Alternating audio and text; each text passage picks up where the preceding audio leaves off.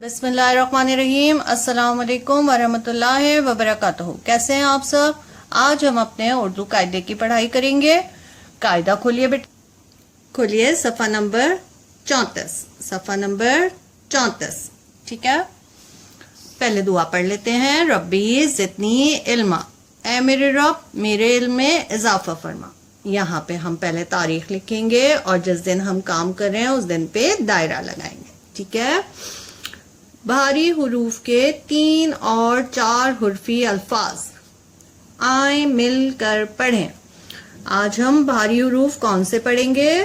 ध, दाल दो चश्मी है ध, और दाल दो चश्मी है ढ।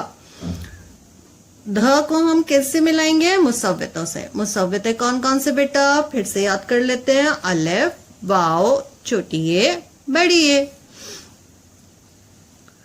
तो अब हम देखते हैं इनकी आवाजें कैसे बनती हैं। ध जमा अलिफ ध, ध जमा वाओ धो, ध जमा छोटी ए धी, ध जमा बड़ी ए धे, धा धू धी धे। ये क्या बना हुआ है बेटा? धागा। इससे हमारे कपड़े सिलते हैं ना। तो आइए देखते हैं धागा कैसे लिखते हैं। ध गाफ अलिफ गा, ध गा, ध गाफ अलिफ गा, धागा। आइए कौन है? ये है धोबी। ये हमारे कपड़े धोता है ना। तो आइए देखते हैं धोबी कैसे लिखते हैं। धो बे छोटी ए बी, धो बी, धो बे छोटी ए बी, धो बी। ये क्या है? ये है कीनू, और ये कीनू का आधा हिस्सा। तो आइए देखते हैं आधा कैसे लिखते हैं। अलिफ मद आ ध अलिफ ध, आधा। ये क्या लिखा हुआ है? ढ, ढ जमा अलिफ ढ, ढ जमा वाओ धो, ढ जमा छोटी ए ढी, ढ जमा बड़ी ए ढे, ढा धू ढी ढे। ठीक है, ये क्या चीज है? ये है ढाल। इससे अगर कुछ गोली होती है या तीर होता है तो उससे हमको बचाती है। ये जंगों में इस्तेमाल होती है।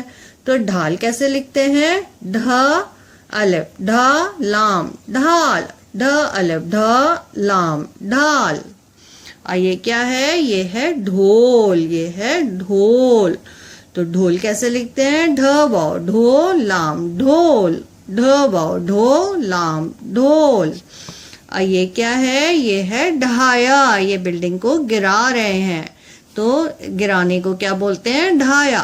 तो ढाया कैसे लिखते हैं? ढ अलिफ ढ या अलिफ या, ढा या, ढ अलिफ ढ या अलिफ या, ढा या। अब आपकी बारी। अब आपकी बारी है। मेरे साथ मिलके पढ़े। धो नून अलिफ ना धोना, धो नून अलिफ ना धोना।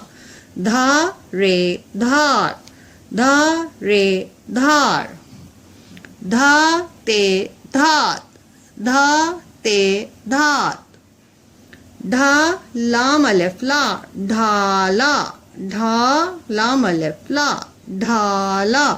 ढा लाम छोटी ए ली ढाली, ढ लाम छोटी ए ली ढाली। ये क्या लिखा है? ये लिखा है ढोया, ढोया, ढोया, ढो या अलिफ या ढोया। उम्मीद है आपको आज का काम समझ आया होगा। इस सफ़े को अपने घर पे पढ़िए, बार बार पढ़िए ताकि आपको पढ़ना आए। अल्लाह हाफ़िज़।